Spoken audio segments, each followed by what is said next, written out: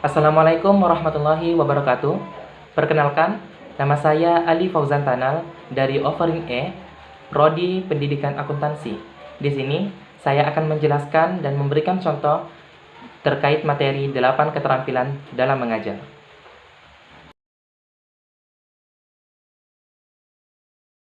Ya, yang pertama adalah keterampilan dalam membuka pelajaran. Apa sih keterampilan dalam membuka pelajaran itu? Nah, keterampilan dalam membuka pelajaran ialah suatu usaha atau kegiatan yang dilakukan oleh seorang guru untuk menciptakan prakondisi di kelasnya, guna untuk menimbulkan mental dan memberikan motivasi kepada siswanya agar lebih giat dalam mengikuti pelajaran. Selain itu, ini juga akan membantu untuk memusatkan perhatian siswa agar fokus terhadap materi yang disampaikan.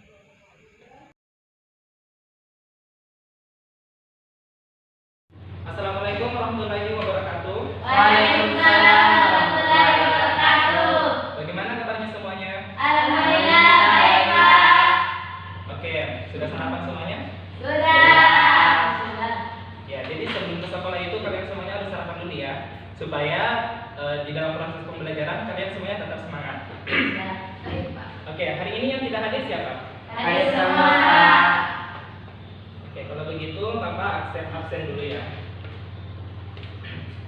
Ahmad Fadri, Hadir, Pak. Ardianti, Hadir, Pak. Fitri Fadriani, Hadir, Pak. Ana Nur Ramadhani, Hadir, Pak. Sarah. Hadir, Pak. Oke, baik. Sebelum kita memasuki materi pembelajaran hari ini, ketua kelas tolong dipimpin doanya. Ya, oke. Sebelum kita masuk di pembelajaran, kita doa bersama. Doa dimulai.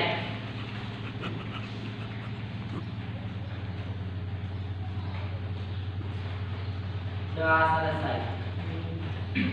Oke, baik. Jadi hari ini kita akan memasuki materi bab selanjutnya, yaitu bab 3. Nah, materi pembelajaran kita hari ini kita akan berbicara soal akun atau rekening serta pencatatan buku besar. Namun untuk kompetensi dasar hari ini pelajarannya kita hanya mempelajari 3 poin dari tujuan pembelajaran kita. Nah, tujuan pembelajaran yang harus kita lalui, harus kita tempuh, dan diharap semua siswa bisa menguasai materi dengan baik. Yaitu yang pertama, menjelaskan pengertian akun, buku besar, dan jenis-jenis akun dalam perusahaan. Nah, tujuan pembelajaran yang kedua, menjelaskan bentuk-bentuk akun. Dan yang ketiga yaitu menjelaskan sifat-sifat akun dan aturan pencatatannya. Nah, untuk tujuan pembelajaran yang keempat sampai ke-6 kita pelajari minggu depannya. Oke.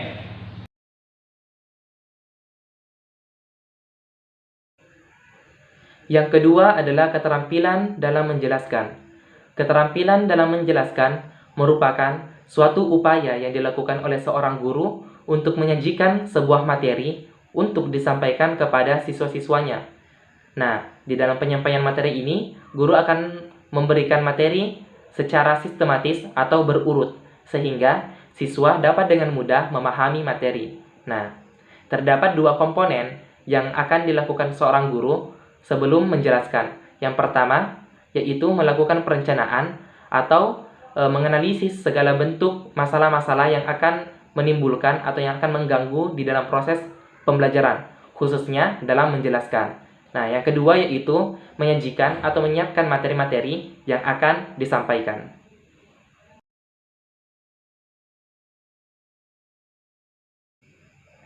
Yang ketiga adalah keterampilan dalam bertanya.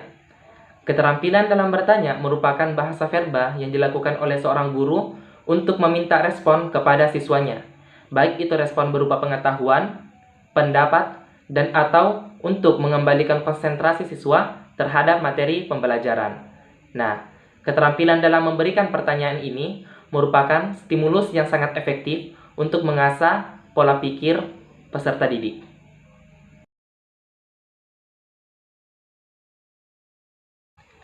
Yang keempat adalah keterampilan dalam memberikan penguatan. Keterampilan dalam memberikan penguatan merupakan suatu respon seorang guru atau tingkah laku guru terhadap siswanya atas prestasi ataupun pencapaian yang telah dilakukan oleh siswanya. Nah, pemberian penguatan ini akan memberikan motivasi kepada peserta didik agar ia lebih semangat untuk mengembangkan potensi yang dimilikinya. Bentuk penguatannya pun bisa dilakukan secara verba ataupun non-verba. Misalnya, memberikan ucapan selamat, memberikan ucapan bagus, pemberian tepuk tangan, ataupun bisa dilakukan dalam bentuk simbol seperti pemberian hadiah.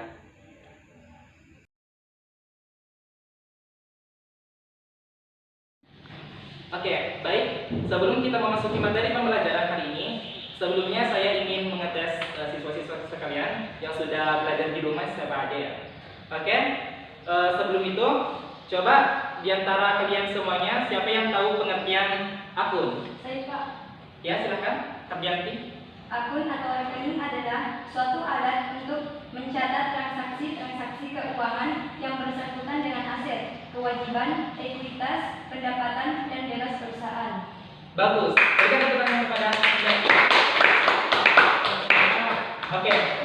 Jadi seperti yang telah dijelaskan tadi teman kita, Kardianti, akun itu merupakan alat atau instrumen yang kita gunakan untuk mencatat sebuah transaksi-transaksi di suatu perusahaan. Nah, tujuan dari akun ini akan kita gunakan sebagai dasar untuk menyusun laporan keuangan. Nah, di dalam pencatatan transaksi juga kita juga akan akan membantu kita untuk mengetahui kejadian-kejadian di perusahaan tersebut, seperti kita bisa mengetahui jumlah pengeluaran dan pemasukan di perusahaan kita, ataupun berapa jumlah piutang yang harus kita tagih kepada pelanggan, dan atau kita bisa mengetahui jumlah utang yang harus kita lunasi. Nah, selanjutnya poin kedua, hari ini tanggal berapa ya? 3. Oke, tanggal 3 absen ketiga. Fitri Fajriani. Siap ya? Coba dijelaskan bentuk-bentuk akun apa aja? Jenis akun ada 2, yaitu akun neraca atau disebut juga akun real, yakni akun yang pada periode akan dilaporkan dalam neraca. Yang termasuk dalam akun neraca ini adalah akun-akun aset, akun-akun kewajiban, dan akun ekuitas. Dan yang kedua yaitu akun laba rugi, disebut juga akun nominal, yakni akun yang pada akhir periode akan dilaporkan dalam laporan laba rugi. Akun-akun ini meliputi akun pendapatan dan akun-akun beban. Ya, benar ya. Ini yang 2 orang duduk berdampingan, semuanya pintar-pintar ya. Yang lainnya jangan sampai kalah ya. Oke. Jadi dari yang dijelaskan oleh Fitri tadi, itu secara garis besar itu bentuk akun terbagi menjadi 2, yaitu akun real atau biasa kita sebut dengan akun neraca, dan akun nominal atau biasa kita kenal sebagai akun laba rugi. Nah, namun di dalam praktiknya di perusahaan, biasanya perusahaan itu, utamanya perusahaan yang kecil ya, itu biasanya menggunakan akun yang berbentuk T. Nah, kenapa? Karena di dalam pencatatan ini akun T itu lebih mudah untuk digunakan, serta di dalam pencatatannya itu juga lebih jelas. Oke. Selanjutnya kalian buka buku halaman 223. Kan?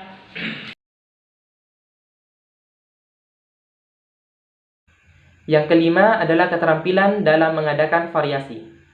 Keterampilan dalam mengadakan variasi merupakan suatu bentuk usaha atau interaksi baru yang dilakukan oleh seorang guru terhadap siswanya, atau bisa kita katakan sebagai metode-metode baru yang dilakukan oleh guru untuk diterapkan dalam proses pembelajaran. Nah, guna daripada pengadaan variasi ini yaitu agar siswa-siswa atau peserta didik tidak jenuh atau tidak bosan dalam mengikuti proses pembelajaran. Bentuk variasi itu bisa kita berikan secara visual ataupun audio visual.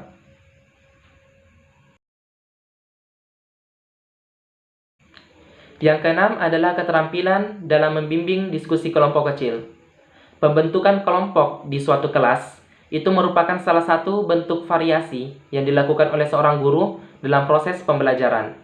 Nah, di dalam pembentukan kelompok kecil di sini bisa merangsang seorang siswa ataupun peserta didik dalam meningkatkan kreativitasnya, seperti bertukar pendapat ataupun bertukar pengalaman antara kelompok yang satu terhadap kelompok yang lain. Nah, keterampilan ini sangat penting dimiliki oleh seorang guru karena guru di sini berperan penting untuk memimpin diskusi ataupun membimbing siswa-siswa dalam memecahkan permasalahan.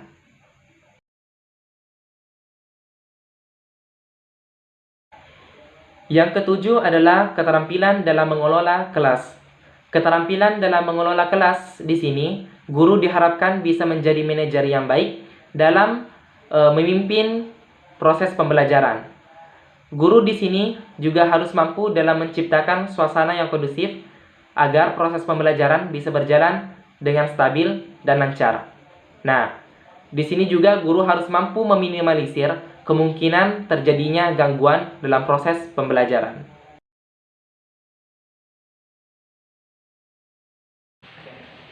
Oke, setelah kita mempelajari tadi ya mengenai akun buku besar, sekarang saya akan memberikan tugas kepada kalian semuanya. Di sini terdapat lembaran-lembaran. Jadi tugas kalian itu kalian harus membedakan aturan-aturan penerbitan dan pengkreditan di setiap akun. Setelah itu kalian menganalisis dua jurnal ini dan menganalisis apakah jurnal ini sudah sesuai dengan aturan pengkreditan atau penerbitan. Oke?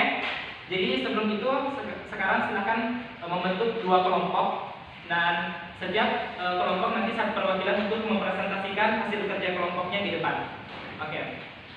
Ini ya langsung saja kelompok satu. Ini kelompok 2, 3 orang ya. Silakan dikerjakan.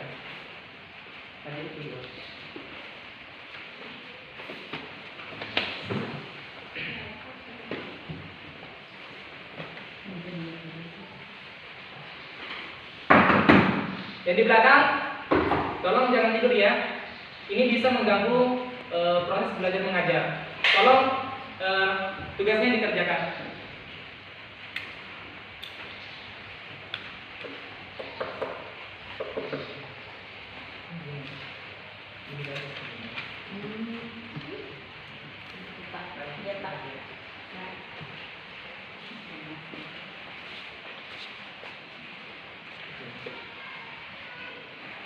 Dikerjakan ya.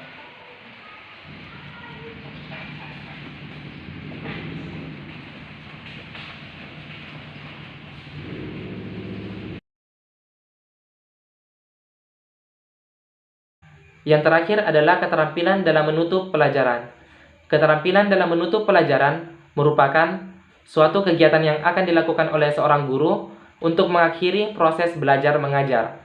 Nah, di sini guru diharapkan tidak tergesa-gesa dalam menutup pelajaran ataupun tidak menutup pelajaran secara tiba-tiba.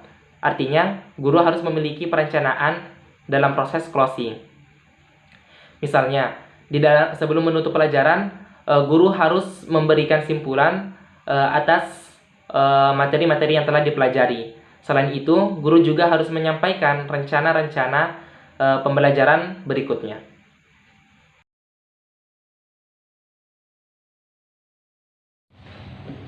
Baik siswa sekalian, untuk materi pembelajaran hari ini mungkin hanya sampai di sini dulu ya. Oke. Kebetulan juga sekarang kelas kita kurang 10 menit lagi akan selesai. Sebelum itu, Bapak akan mereview kembali materi pembelajaran yang kita pelajari tadi. Oke, dari kalian semuanya, siapa yang bisa menyimpulkan materi pembelajaran hari ini? Pak. Oke, Kak Jadi silakan. Jadi kesimpulannya adalah akun atau rekening adalah suatu alat untuk mencatat transaksi-transaksi. Tujuan dari akunnya itu untuk memberikan informasi tentang operasi perusahaan dan waktu perusahaan dari waktu ke waktu. Oke, bagus. Selanjutnya ada lagi? Oke, silakan. Selanjutnya yaitu jenis-jenis akun ada dua, yaitu akun neraca atau disebut juga akun real, yakni akun yang pada akhir periode akan dilaporkan dalam neraca. Yang termasuk dalam akun neraca ini adalah akun-akun aset, akun kewajiban, dan akun entitas. Yang kedua yaitu akun laba rugi, disebut juga akun nominal, yakni akun yang pada akhir periode akan dilaporkan dalam laporan laba rugi. Akun-akun ini meliputi pendapatan dan akun-akun lain. Oke, baik. supaya materi pembelajaran hari ini kalian semuanya bisa tetap ingat ya, jangan lupa. Bapak memberikan tugas, silakan buka halaman 201. Nah, untuk materi di buka paket itu terdapat 3 soal, silakan dikerjakan di rumah ya. Baik, Pak. Untuk pengumpulannya silakan dikumpulkan 1 hari sebelum kelas kita. Nah, oke, sebelum pelajaran kita tutup, silakan kakak kelas menutup dengan membaca doa. Ya, kelas hari ini sudah selesai, maka kita membaca doa bersama-sama.